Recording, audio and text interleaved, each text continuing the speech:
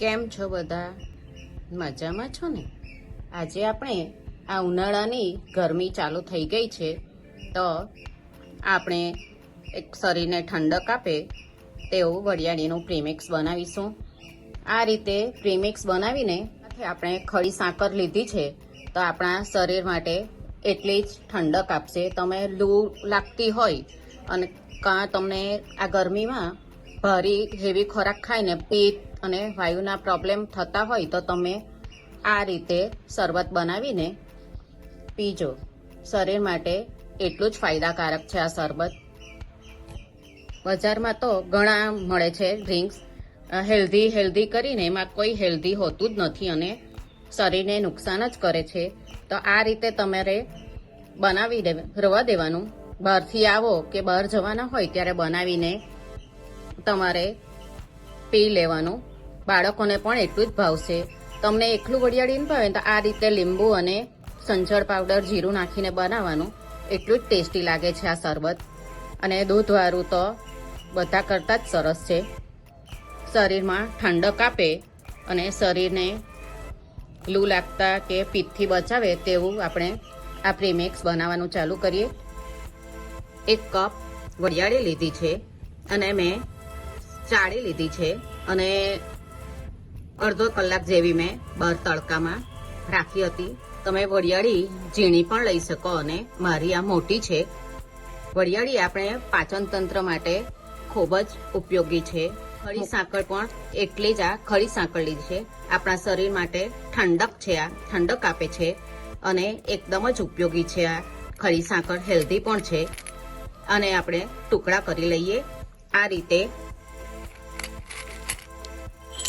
રીતે એક ખલમાં આપણે બધી સાકરને નાના ટુકડા કરી લેવાના.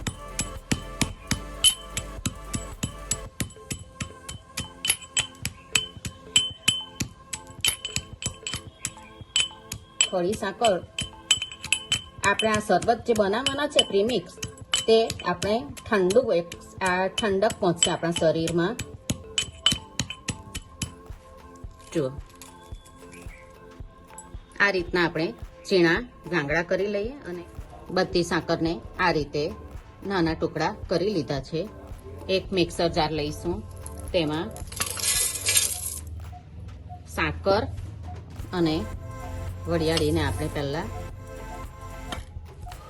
મિક્સરમાં પીસી લઈએ.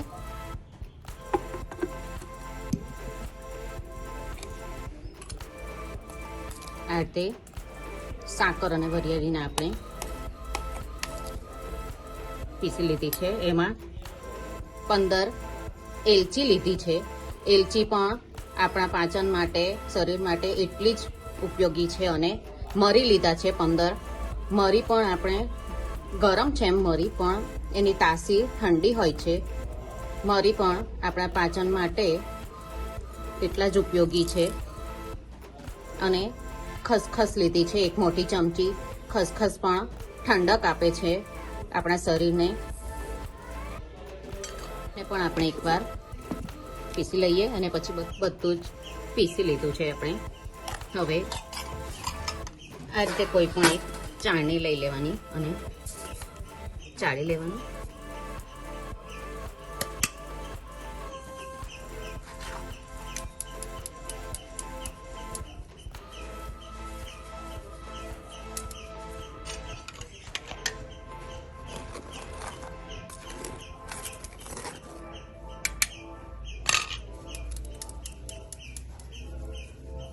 આ રીતે જે જાડું રહે તેને પણ પાછું આપણે એકવાર મિક્સરમાં લઈ લેવાનું અને પણ આપણે પાછા પીલી લઈએ. બીજી વાર પણ આ પીસી લીધું છે, એને પણ આપણે ચાળી લઈએ.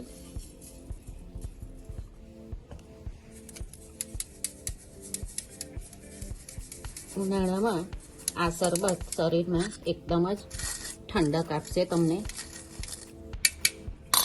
અને બનાવવાનું પણ એકદમ સહેલું છે. તમે કશે જાઓ તો પણ આ લઈ જાઓ ને પાણીમાં નાખીને પી લેવ તો તમને લૂથી પણ બચાવશે, તમને ગરમીમાં એકદમ રાહત મળશે આ શરબતથી. આપણું પ્રીમિક્સ બનીને તૈયાર છે.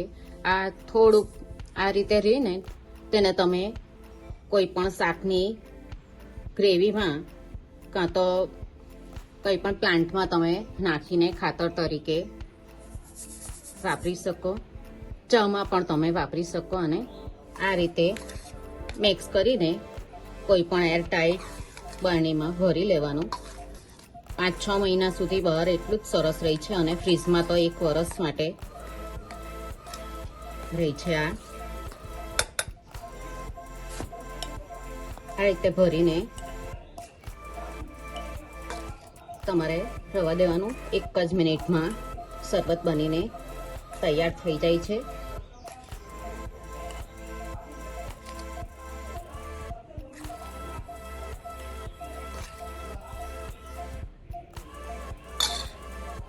આ રીતે એક એરટાઈટમાં જરાક પણ એમાં ભેજનું પ્રમાણ રહેવું ન જોઈએ, કારણ કે આપણે સાકર લીધી છે તો આપણો પ્રીમિક્સ ખરાબ થઈ જાય. એટલે એકદમ તડકે તપાવીને જ લેવાનું બરણી. આપણે બનાવીએ શરબત 3 બનાવીશું. એમાં 2 ચમચી આપણે આ બનાવેલું પ્રીમિક્સ લઈએ.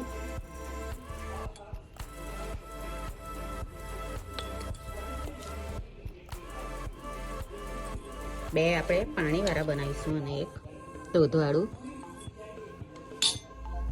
એમાં આઈસ ક્યુબ લઈ લઈએ.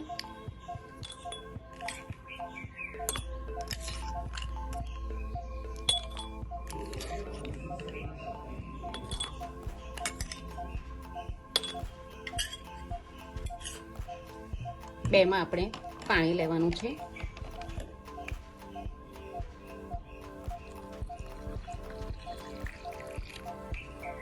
આપણે કોઈ પણ કલરનો ઉપયોગ નથી કર્યો. એકમાં દૂધ. મારું ફેવરેટ છે આ દૂધનું શરબત. ગરમીમાંથી બહાર આવો તો એકદમ શરીરને ઠંડક આપશે આ શરબત.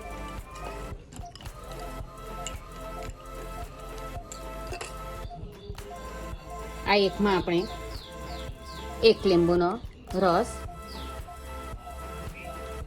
અડધી નાની ચમચી સંચળ પાવડર અને શેકેલા જીરાનો અડધી ચમચી પાવડર છે.